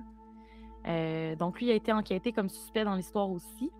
Parce qu'il y aurait eu des ressemblances physiques avec le portrait robot. Mais là, il n'y a plus de moustache, mais on parle de 2011. Donc, encore une fois, c'est une dizaine d'années plus tard. Lui, dans le fond, il a été emprisonné pour viol d'adolescente dans les années 90. Il a tenté de se suicider en prison après l'annonce qu'il était un suspect potentiel dans le cas de Molly Bish. Ah ouais, ok. Ouais. Il aurait pu être dans les alentours, près des dates de la disparition, selon certains témoins. Puis il y a un détective privé du nom de Dan Marley qui a demandé du testing ADN entre le maillot et l'homme, mais il n'y a rien de concluant qui est ressorti. Ok. Donc, il n'a pas pu être accusé. Finalement, en 2021, donc encore plus récemment, il y a un nouveau souffle qui se donne à l'enquête quand le procureur du Worcester County, qui est dans le fond le comté dans lequel elle est disparue, il annonce qu'il y a une nouvelle personne d'intérêt dans le cas de Molly Bish. C'est un prédateur sexuel du nom de Francis P. Sumner Jr., qui est l'homme au milieu. C'est l'homme avec le chandail noir. Lui, il possède un dossier criminel de plus de 20 pages, incluant des viols, des voies de fait, des kidnappings. Donc, c'était vraiment une personne d'intérêt. Il aurait été considéré comme potentiel suspect dans l'affaire. Par contre, il serait décédé depuis 2016. Ah oui. La raison pour laquelle il a été considéré, c'est qu'il a été en prison longtemps, sauf qu'il a été libéré en 97, donc 3 ans avant le kidnapping et le meurtre. Et il n'a pas été revu. Il n'a pas été revu après. Il a pas, je veux dire, il a pas fait l'attention des médias, là, tu sais, s'il a comme Ok. peut-être caché, je sais pas. Donc, suite à un indice du public, on aurait ressorti son dossier et débuté une enquête qui pouvait le lier à Molly Bish. Mais au moment actuel, l'enquête est toujours en cours. Il y a un petit air, je trouve. Je trouve que c'est peut-être celui-ci qui ressemble le plus au dessin, non? Et encore. Ouais. Ouais. Tu sais, c'est difficile de dire qui a fait quoi, mais ce qu'on sait, c'est que, bon, on a retrouvé des ossements. Bon, on sait qu'elle est morte, quoi, Euh, déjà. On sait qu'elle est morte. On le sait que c'était pas le genre à chercher le trouble.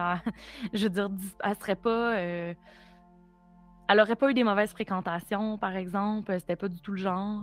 Elle était impliquée dans le sport, à l'école, à l'extérieur. C'était vraiment une jeune fille qui était promise probablement un avenir vraiment linéaire. Je sais pas. Ouais, non, je puis. dirais, elle avait toute la vie devant elle. Ouais, puis Ouais. a priori, tu vois, elle en voulait déjà à 16 ans, travailler et tout. C'est cool, Exact. quoi. Tu sais. Puis elle était fière de ça, elle était vraiment fière d'aller travailler, puis c'était important pour elle. Donc, la pauvre. En fait, il y a même un plan que je ne pouvais pas vous montrer, mais j'ai lu un article dans lequel c'est que derrière l'espèce de petit lac artificiel, il y avait un chemin en terre qui allait dans les boisés, et au fond, il y avait un cimetière. Ils ont trouvé des traces de camions ou de gros pneus dans ce chemin-là.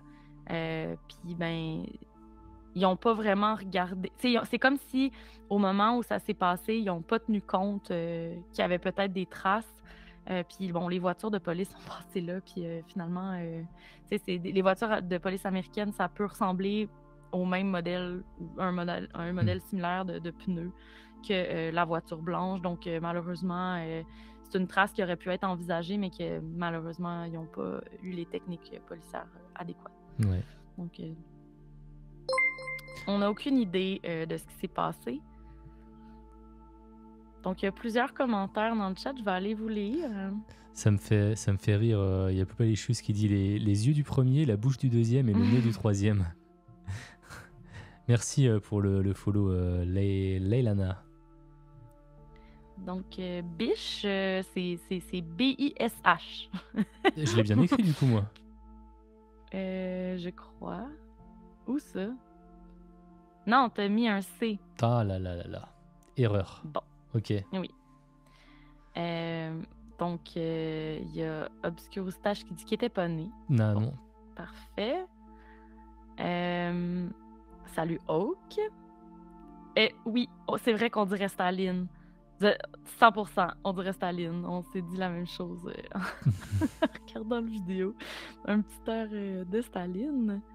Ben, moi, je trouvais que le dernier de droite ressemblait au portrait, honnêtement.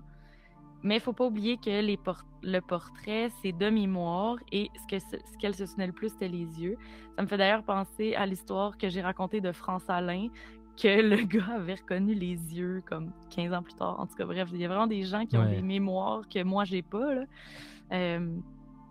Mais bref, c'est difficile de trouver quelqu'un à partir d'un dessin. C'est vraiment comme une aiguille dans une botte de foin. Je pense que si la mère avait pu dire oui, c'est lui, c'est probablement qu'elle a dû collaborer dans les enquêtes. C'est ça. Le portrait robot représente un homme qui grille une cigarette. Mais là, rien ne le place dans une situation plus incriminante que ça. Non, mais c'est juste drôle parce que la mère a fait faire un portrait robot. Elle le regarde et elle fait non, il manque quelque chose. Faudrait qu'on rajoute la cigarette. Mais tu sais, je trouve ça absurde. C'est comme... Et du coup, qu'est-ce que ça change? Le pire, c'est que c'est exactement le même portrait. Ils ont juste rajouté la main et puis la cigarette. Ils ont juste rajouté une main. Ouais, on a trouvé ça un peu drôle. Comme ça, si tu vois quelqu'un... Ah oui, effectivement, avec la cigarette, c'est ressemblant, ouais. Ouais, c'est comme... Maintenant qu'il y a une cigarette à la bouche, clairement, on va le reconnaître. Il est badass avec les cigarettes. Ouais. C'est vrai que c'est juste le même portrait avec juste une main rajoutée. C'est vraiment... Ça change tout, a priori, ça change tout. On va essayer de pas en rire parce que la pauvre mère devait être très souffrante. Mais bon, que voulez-vous? Et finalement, Non, c'est pas Staline, mais ça pourrait. Ça pourrait être Staline. Que voulez-vous? Donc voilà, c'est l'histoire de Molly Bish. J'espère que ça vous a intrigué autant que moi. Ouais. Et c'est toujours bien triste de parler d'une jeune personne disparue et morte, puis tu sais, peut-être pire. Donc voilà. Surtout que c'est une personne qui avait la vie devant elle, 16 ans, quoi. Ouais. C'est d'autant plus triste. Puis le corps était, après 3 ans, clairement, le corps n'était pas en état d'être analysé comme il faut. Fait qu'ils n'ont même pas pu savoir si elle avait été violée ou autre. C'était vraiment juste les ossements qui ont été retrouvés, ouais. quoi. Exact. Ouais.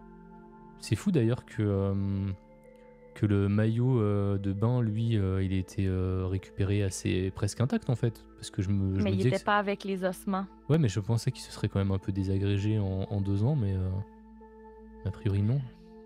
Écoute, c'est du plastique, hein? C'est ouais. du lycra. C'est vrai. Ça se décompose pas vraiment. Tu sais, il était peut-être abîmé, là, mais je pense qu'ils ont pu faire le lien assez vite. Puis tu sais, moi, si je suis une mère, puis on trouve le maillot de mon enfant qui était censé l'avoir sur elle, pas avec ses os, je comprends que... Il y a eu un problème. Il y a eu autre chose qu'un meurtre, là. Ouais. C'est ce qui est super malheureux, là, bien sûr. Tout ça est malheureux, mais c'est comme... On dirait que ça ajoute un...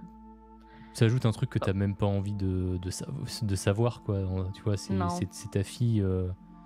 tu vois, tu le sais, mais voilà, quoi. C'est bien triste, tout ça. Et dans le fond, ce qui est intéressant à retenir, c'est que l'enquête est toujours en cours. C'est pas un cold case. C'est déjà pas mal, en fait. Ça veut dire qu'ils ont quand même des éléments pour, a priori, ne pas fermer l'enquête. Il y a encore des suspects potentiels, puis il y a des nouvelles mesures d'ADN là, maintenant. Peut-être qu'ils vont pouvoir, avec le maillot de bain, aller plus loin. Les bases de données maintenant, avec les Ancestry.com et compagnie, on peut retrouver quelqu'un à partir d'un descendant, un cousin, un frère, une mère.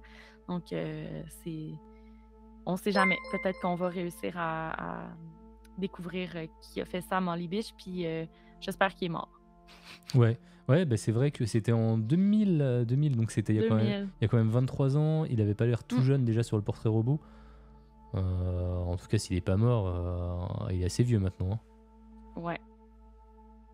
J'espère que... Ben, tu sais, pour la famille, tu sais, le frère, elle avait une sœur aussi. Donc, tu sais, je pense que pour la famille, ça serait important d'avoir un closure à toute cette histoire-là. Ouais. Déjà, il y a le fait que ils savent maintenant ils ont su assez 2 ans plus tard, voilà, qu'elle était décédée, donc ils pouvaient faire le deuil déjà. C'est déjà ça, quoi.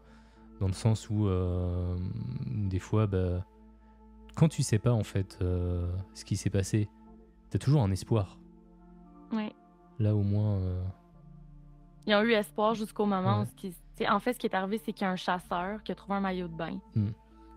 Puis ça, c'était à l'automne 2002. Puis il n'a pas su que c'était ça jusqu'à temps qu'il en parle à un ami au printemps 2003. Puis son ami a dit, mais...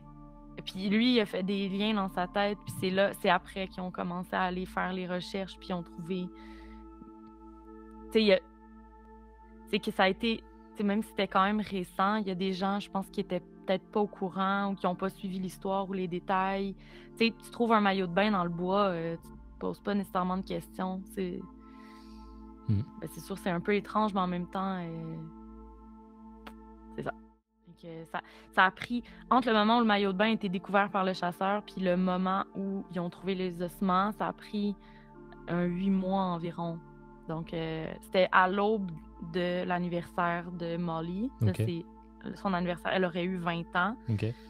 Donc, elle est née en août. Puis ça a été c'est presque juste avant là, que ça a été démontré que c'était elle puis que c'était ses ossements. Ok. Et donc, il y a eu un Unsolved Mystery qui est sorti sur le sujet. C'est en version Netflix ou c'est un plus ancien? Les anciens sont sur Amazon. Ah, ok. Je savais pas. Ouais. je me souviens, j'ai pas regardé c'était dans quelle saison. Si c'est un récent, il est sur Netflix. Si c'est un ancien, il est sur Amazon Ok. Prime. Ouais. Dans le chat, on nous dit hyper triste et c'est horrible de pas savoir. Tu t'imagines forcément le pire. Ouais. On sait qu'elle est décédée, on sait qu'elle est morte, mais on sait pas ce qui s'est passé, quoi. Non, c'est ça. Puis, tu sais, je sais pas qu'est-ce qui est le mieux, qu'est-ce qui est le pire, savoir ou pas savoir. C'est quand tu sais, ben, tu t'imagines ce que la personne a vécu dans ses derniers instants, puis quand tu le sais pas, tu peux juste imaginer le pire. Honnêtement. Ouais, t'as pas de bonnes choses, hein, de toute façon. Non. Tu sais, moi, je lisais l'article, là, puis j'ai juste lu, ils ont trouvé le maillot, puis j'étais comme, oh. Ah ouais, mince. Ouais, tu le sais que ça augure rien de bon, là. C'est pas comme si elle avait décidé d'aller se baigner tout nu, puis c'est comme que ça. Ouais. Yeah! Bah oui, surtout qu'on était en pleine forêt. Donc, Ouais, c'est ça exactement. C'est pas sur le bord du lac, là. C'est vraiment à une douzaine de kilomètres c'est dans un autre comté, en fait. Donc le corps, c'est-à-dire qu'elle a vraiment été enlevée, amenée là-bas, peut-être agressée, tuée et enterrée là. Ouais. Donc j'espère qu'on aura la résolution de cette affaire peut-être dans quelques années, avec effectivement, comme tu disais, bah, au final, les techniques changent, on a des nouvelles solutions, tout ce qui est, j'allais dire DNA, ADN, il y a des choses DNA, il y a des choses qui ont vachement évolué en 23 ans. 23 ans. Hein. Ouais, donc, ben, tu sais, j'écoute quand même beaucoup de documentaires de true crime, puis d'ailleurs, il y a un... Je vais vous parler brièvement d'un autre cas.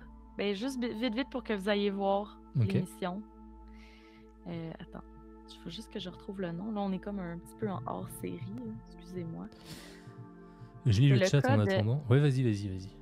C'est le cas de Sharon Pryor. Ouais.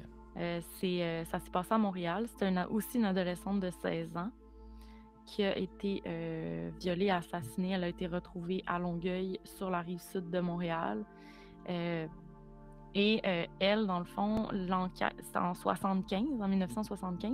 Okay. Et l'enquête a été complétée cette année. Ah ouais. Donc, c'était pas un cold case, c'était un cas ouvert. Et ce qui se passe en ce moment, c'est que la police est en train de réouvrir tout plein de cold cases parce qu'ils ont une nouvelle méthode d'analyse. C'est là que j'ai appris que... C'est génial. Ouais, avec les kits d'ADN génétique, là, tu sais, les gens là, qui font des tests de salive à la maison pour savoir... Ça, là, ça permet... C'est hyper précis, puis tu peux aller trouver... Ouais. Tu trouves des lignées de gens. Donc, si, par exemple, il y a une correspondance avec un descendant d'un personne, tueur... ou d'un prédateur sexuel ou autre, ben, on peut remonter la ligne. Fait qu'on peut trouver un frère, on peut trouver un père, on peut trouver... Puis si c'était un des suspects, ou qu'on se rend compte que dans la famille génétique, on a on a peut-être un frère ou un cousin qui aurait fait de la prison pour X, Y, Z, ben, on peut facilement les associer. Puis, en tout cas, je vous vendrai pas la mèche, mais il faut vraiment aller voir le documentaire. Je pense qu'il est sur Crave. Et ça dure vraiment pas longtemps, c'est 45 minutes. Puis c'est vraiment la conclusion de l'histoire. Ils ont trouvé le meurtrier finalement après 50 ans. Là.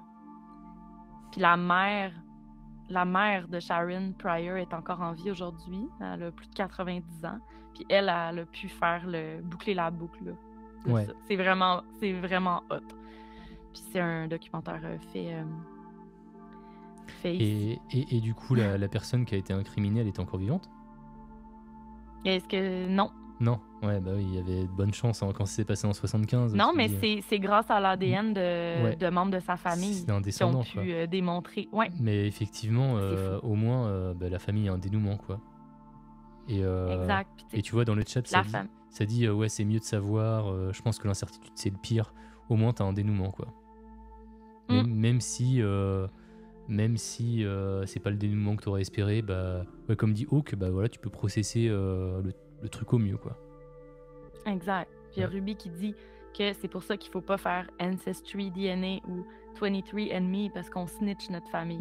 Mais en même temps, on contribue à l'avancement de cas, peut-être de cold case. Que, moi, j'ai rien à cacher, ça me dérange pas. C'est intéressant. C'est quoi le livre Popalicious? Il y a Popalicious qui dit « Ça me fait un peu penser au bouquin de Michael Connelly où le tueur choisit ses victimes sur des sites de type Ancestry. » Parce que ces sites-là, ils sont ouverts. Moi, je pensais que ce genre de site, c'était justement... Alors, je me trompe peut-être avec d'autres sites, mais là, c'est tu fournis ton ADN. Et en gros, il te trouve ta lignée, il te dit t'es à 90% machin, Ouais. 10% Mais la truc. police a accès. Séquence mortelle. Oui, la police a accès, par contre, ouais. La police a accès à tout. Ok. Séquence mortelle. Je recommande vivement. Ok. Bah, merci de la reco. On met ça dans notre liste. Yes. Donc, c'est ce qui conclut le cas de Molly Bish et Petite Reco en passant de Sharon Pryor et du documentaire qu'on va vous mettre dans la description de l'épisode. Yes. Eh ben, trop bien. On va pouvoir conclure l'épisode. J'enregistre l'outro et puis après on discutera tranquille avec le chat pour terminer. Yes. Allez, ben on enregistre. Eh bien, c'est tout pour cet épisode. Merci de l'avoir écouté jusqu'au bout. Et merci à toi, Xara, d'avoir co-animé cet épisode avec brio. C'était vraiment cool. C'est un plaisir d'être là encore, puis j'ai hâte de revenir. Bah ouais, plaisir partagé. Tu reviens quand tu veux, comme d'hab. Hein. Faut juste que je sois un petit peu plus... comment dire, que je sorte de mes épisodes un petit peu plus souvent, que je sois meilleur niveau récurrence. Mais ça va revenir. Ça va revenir. Sinon, les petites piqûres de rappel, le Rendez-vous de l'étrange, c'est un podcast du label Les Antipodes. Donc, si vous voulez rejoindre la super commu du label, on a un serveur Discord.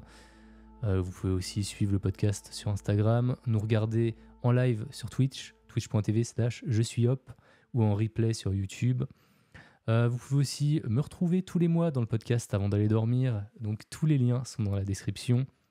Mais le plus important des liens, c'est celui du Patreon. Hein. Patreon.com/je-suis-hop. C'est à partir d'€1 par mois et c'est le meilleur moyen de soutenir mon travail. Et ça vous permet en contrepartie d'avoir accès aux épisodes avant tout le monde, à des coulisses, à des épisodes privés dont on a discuté avec Xara tout à l'heure. Donc si vous voulez plus de Xara, eh ben, abonnez-vous. J'en profite aussi pour remercier Nadia Pinup qui a sub pendant le live. Et donc voilà, je crois que tout est dit. Merci encore à toi, Xara. Puis à bientôt tout le monde. On se retrouve le dernier vendredi du mois pour l'épisode privé et le 7 juin pour le prochain live. Là maintenant, voilà, je me suis engagé sur une date, donc j'ai été obligé de le faire. Donc le 7 juin, le prochain 7 live. juillet. 7 juillet. Et non, ce sera le 7 juin 2024. C'est ça. Non, on sera le 7 juillet. Donc rendez-vous 7 juillet. Et sinon, tous les vendredis, je stream à partir de 21h30. On fait des creepypasta. Je vais tenter aussi de faire des Let's Not Meet, donc des mauvaises rencontres, donc des témoignages. Donc voilà, donc n'hésitez pas à suivre tout ça. Et aussi Xara sur Xara Molly sur Twitch. Oui, je vais essayer, je vais prendre les recos. Ah oui, je sais pas si on a parlé du Discord du label. Ouais. Donc je suis dessus. Et je prends les recos pour des lives. J'ai déjà fait des lives de jeux. Ouais. En fait, c'était simplement des discussions durant une partie de jeu. J'ai déjà fait des jeux d'horreur aussi, mais j'ai peur. Donc, j'ai besoin de gens. Je comprends. J'ai besoin que les gens soient avec moi. C'est pour ça aussi que je fais les jeux d'horreur en live. Hein. J'ai vraiment peur. Je peux pas jouer tout seul à ça, surtout pas ici au chalet. Et... mais sinon, ça peut être juste des questions-réponses. J'ai pas encore tout à fait défini mon format, mais je suis ouverte aux discussions et aux suggestions. Et ben en attendant voilà, que tu te lances sur Twitch, on peut te contacter sur Discord, donc Xara Molly, hein, sur le Discord des Antipodes. Donc voilà, je crois qu'on va vous laisser. Et puis prenez soin de vous. Bisous. Bisous, bisous.